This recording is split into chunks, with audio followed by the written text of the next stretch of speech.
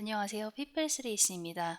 이번 MSP 사용자 퀵스타트 과정에서는 프로젝트를 생성해서 관리하는 방법까지 MSP로 프로젝트를 수행할 때 필요한 기능을 소개해 드리겠습니다. 새로 만들기에 새 프로젝트를 선택해 주시면 이렇게 빈 작업 테이블이 생성되면서 프로젝트가 생성됩니다. 이 프로젝트 파일의 속성과 프로젝트 제목을 먼저 설정해 줄 텐데요. 다시 파일 탭에서 정보를 선택해 주겠습니다. 그러면 우측에 프로젝트 정보가 보이실 텐데요. 여기서 고급 속성을 선택해 주겠습니다. 속성 창의 요약 탭에서 프로젝트 제목을 입력해 주시고요. 확인 클릭해 주시면 다시 이렇게 간트 차트로 돌아오게 되는데요. 여기서 간트 차트 형식 리본 탭을 선택해 주겠습니다. 우측에 프로젝트 요약 작업 체크란이 보이실 텐데요. 여기서 체크를 해주겠습니다. 그러면 이렇게 비어있던 작업 테이블에 프로젝트 요약 작업이 보이실 텐데요. 저희가 방금 입력했던 프로젝트 명칭이 작업 이름 하단에 보이시게 되고요. 왼쪽에 0번이라고 되어 있는 셀 번호가 보이실 텐데요. 이 셀 번호가 각각 작업과 요약 작업 그리고 이 프로젝트 요약 작업의 아이디가 됩니다. 프로젝트에 따라서 작업일과 휴무일이 다를 텐데요. 프로젝트에 맞는 달력을 지정할 수 있습니다. 프로젝트 탭에서 작업시간 바꾸기 기능인데요. 버튼을 선택해 주시면 이렇게 작업시간 바꾸기 창이 뜹니다. 저희는 주 6일 달력을 만들어 주기 위해서 우측 상단에 있는 새 달력 만들기를 선택해 주겠습니다. 저희는 주 6일로 저는 입력해 주겠습니다. 그리고 하단에서 새로운 달력으로 만들 것인지 기존에 있는 달력의 사본으로 만들 것인지를 선택해 줍니다. 저는 주 5일 표준 달력을 기본으로 해서 다시 만들어 주겠습니다. 작업 일정을 변경하려면 하단에 작업주 탭을 선택해 주시고요. 자세히 버튼을 클릭해 주겠습니다. 그러면 이 기본 값에 설정되어 있는 요일별 작업 시간을 확인하실 수 있는데요. 저희는 주 6일 달력을 만들기 위해서 토요일을 작업일로 변경해 보겠습니다. 토요일의 시작 날짜에 작업 시간의 시작 시간인 오전 8시 8을 입력해 주시고요. 저는 오후 12시까지 10일을 입력해 주고 다시 점심시간 이후 시작하는 시간인 오후 1시, 13시 그리고 다시 끝나는 시간인 17시, 오후 5시를 입력해 주겠습니다. 그리고 확인을 클릭해 주시면 이렇게 주 6일로 변경되신 것을 확인하실 수 있습니다. 명절이나 공휴일 등 특정 휴일의 경우에는 왼쪽에 예외 탭에서 설정해 주실 수 있습니다. 테이블에서 첫 번째 행에 휴무일을 입력해 주겠습니다. 저는 광복절로 입력해 주고요. 날짜는 기존에 선택됐던 날짜로 자동 입력이 되는데 시작 날짜 선택하셔서 변경해 주시면 됩니다. 세부 설정이 필요한 경우에는 선택하시고 자세히 버튼 선택해 주시면 되고요. 앞에서 매달 요일별로 공통으로 적용되는 작업 시간을 설정해 줬던 것과는 다르게요. 여기서는 특정일의 휴무일이나 또는 특정일의 작업 시간을 설정해 주실 수 있고요. 그리고 반복일을 설정해 줄 수 있습니다. 광복절은 매년 8월 15일이기 때문에요. 매년을 선택해 주시면 8월 15일은 고정적으로 반복을 해주고요. 주기를 설정하셨으면 하단에 적용 기간이 있습니다. 여기서 적용할 횟수나 완료 날짜를 설정하실 수 있는데요. 프로젝트가 10년 단위라고 했을 때 저는 10회를 입력해주면 이렇게 아래에 완료 날짜가 2033년으로 변경된 것을 확인하실 수 있습니다. 우선 작업 테이블에서 요약 작업과 작업을 추가해 볼 텐데요. 순서대로 수동으로 입력해서 추가하시면 됩니다. 저희는 공사, 마일스톤, 그리고 토목의 텃파기, 건축공사의 1층 골조, 2층 골조를 추가해 주고요. 기계와 기계공사, 전기공사 이렇게 입력해 주겠습니다. 이렇게 엑셀 작업하듯이 작업 명칭을 입력해 주시면 되고요. 순서대로 입력해 주시면 됩니다. 지금 이렇게 입력하실 때는 사실 요약 작업과 작업을 구분해서 입력하지는 않고요. 셀에서 입력이 이렇게 다 된 이후에 들여쓰기 기능을 통해서 요약 작업과 작업을 구분하게 됩니다. 구분하는 방법은 작업 탭에 보시면 작업 내리기라는 버튼이 있는데요. 작업 테이블에서 하위 작업으로 전환하려는 작업을 선택하신 다음에 이 버튼을 선택해 주시면 이렇게 바로 위에 있는 상단 작업의 하위 작업으로 전환이 되고요. 이 상단 작업은 요약 작업이 됩니다. 다른 작업들도 요약 작업과 작업으로 구분해 주겠습니다. 이번에는 단축키 Alt, Shift 그리고 오른쪽 방향키를 써서 작업해 보겠습니다. 토목에서 지금 전체 공사 하위로 다 넣고요. 다시 토목, 건축 하단에 골조 공사, 요약 작업과 작업에 좀 더 쉬운 구분을 위해서 셀에 색상을 추가해 주겠습니다. 기본적인 방법은 이렇게 셀을 선택하신 후에 작업에서 테마 색상을 선택해 주는 건데요. 작업의 편의성을 위해서 요약 작업만 필터링해서 보여주는 개요 기능을 활용해 보겠습니다. 보기에서 개요를 선택하시고요. 여기서 저희는 지금 요약 작업의 수준을 2까지 만들었기 때문에 수준 2를 선택해 주겠습니다. 그러면 요약 작업 2 수준 이하의 작업들은 모두 숨겨주고요. 요약 작업 2와 상위 수준까지 같이 표기를 해줍니다. 여기서 다시 똑같이 작업 수준 2의 요약 작업들을 선택한 후에 작업에서 테마 색상을 선택해 주겠습니다. 그리고 다시 개요에서 수준 1을 선택해 주시고요. 수준 1의 요약 작업의 테마 색상을 선택해 주겠습니다. 저희는 다시 전체 모두 표시를 해서 하위 작업을 확인해 주겠습니다. 앞서서 들여쓰기 했던 하위 작업은 모두 프로젝트에서 작업이 되는데요.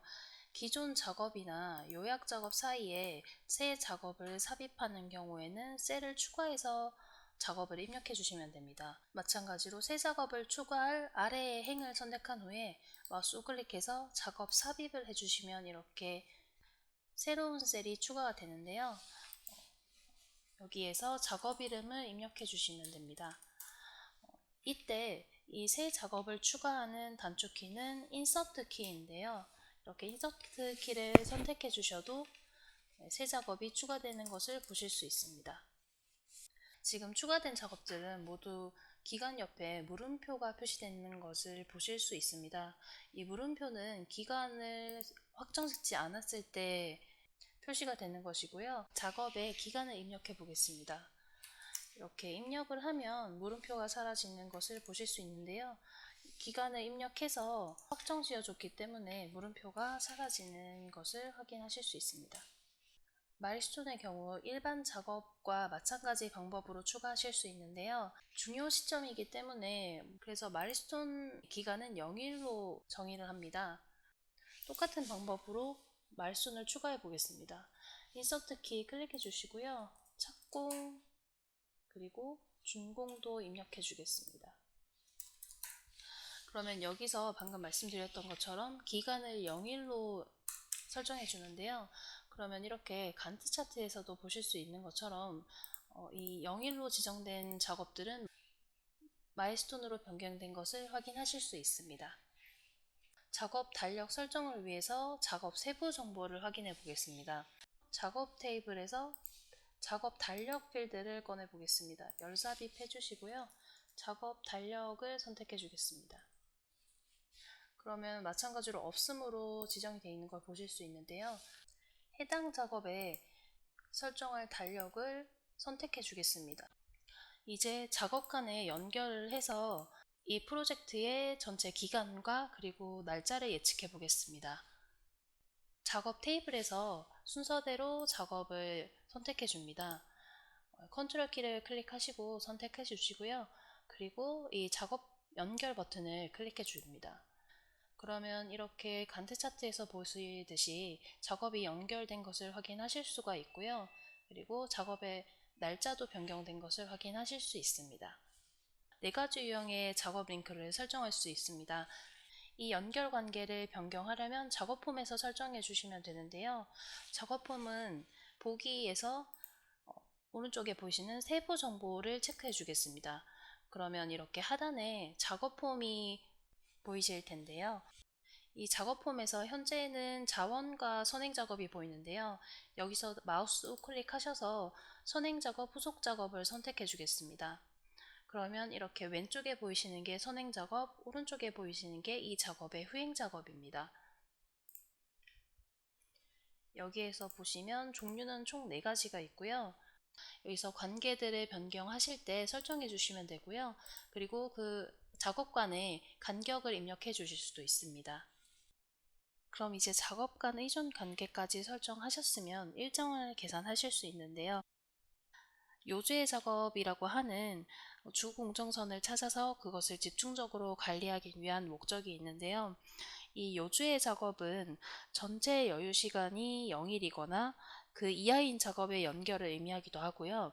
작업 시작일부터 종료일까지 전체 경로 중에서 소요일수가 가장 긴 경로를 뜻하기도 합니다. 전체 여유 시간 필드를 꺼내 보겠습니다.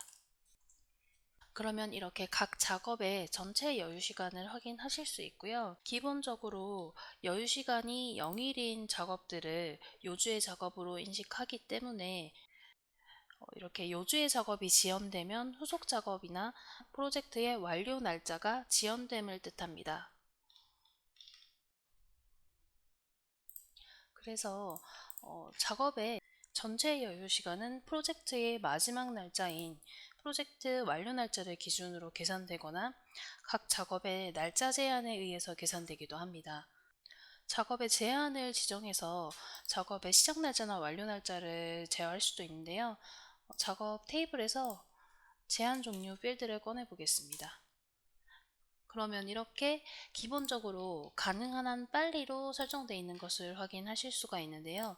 이 가능한 한 빨리 설정은 작업의 일정을 가능한 한 빠른 일정으로 계산해 줍니다. 그래서 이렇게 FS 관계의 경우에는 선행 작업이 끝나는 즉시 후속 작업을 시작하게 계획을 해줍니다. 예를 들어서 1층 골조 공사는 현재 선행 작업인 터파기 공사가 9월 13일에 끝나고 9월 16일에 시작하는 걸 볼 수 있는데요. 여기에 이후의 시작이라는 제한을 줘서 9월 20일로 변경해 보겠습니다. 그러면 이후의 일정까지 모두 영향을 받은 것을 확인하실 수 있고요.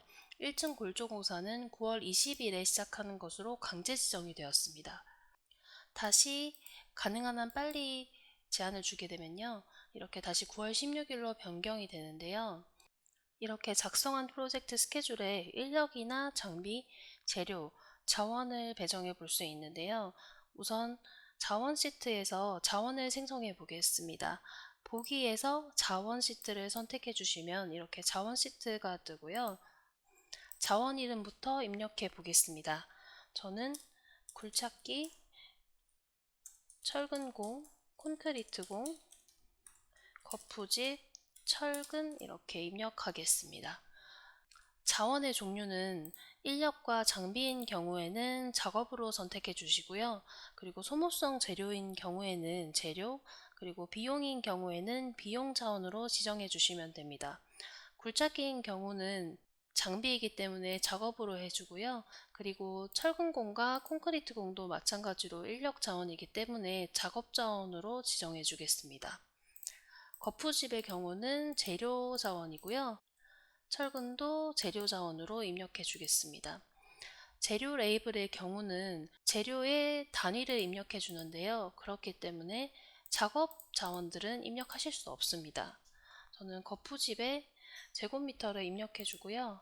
철근은 톤 단위로 입력해 주겠습니다. 이니셜은 자원 이름의 첫 글자를 자동으로 따오는데요.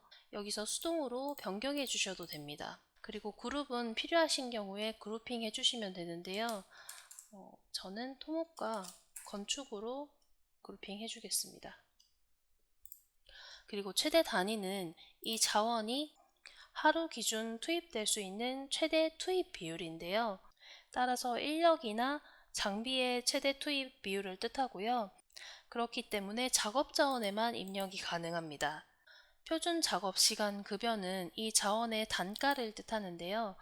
작업일 경우에는 정규 작업 시간의 단가를 뜻합니다.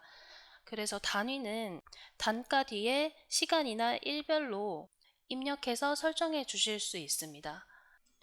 저는 굴착기 하루 기준 60만원으로 입력해 주고요.